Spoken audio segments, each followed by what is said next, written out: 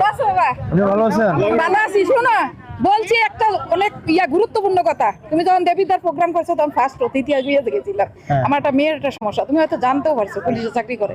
6টা মাস আমার নাতি নেওয়া, হাজবেন্ড মারা গেছে, খুব মানসিক টেনশন ছিল বদলির ব্যাপারে অনেক। কইছি গো আমার নাতনি আজকে কিন্তু রাগ করছে, আসে ছুটিতে আইছে, রাগ করছে কটা হাসতে বিয়েতে যাবো না, আমার অনেক ইয়ে লাগছে। কেন ডাকতে তো ফিরে ডাকতে কারণ ওই বদলি হয় না দেখে বদলি হয়ে গেছে বাবা। সেটাই তো, তার রাগ করছে কেন? রাগ করছে এইটা যে ভাইয়ের ইয়াতে তো হইলো না। আমি হয়তো ভুলে গেছিলাম কেন করলাম। আমি কিন্তু তোমার খুব ইয়া করি, এটা আমার নাতি। এটা ভালো আছেন না? আমাদের দেশে আমাদের আমাদের এত বদলি টদলির দিয়েছে। বলছি আপনারা আমাদের উপরে রাগ করলে কেমন হবে বলেন?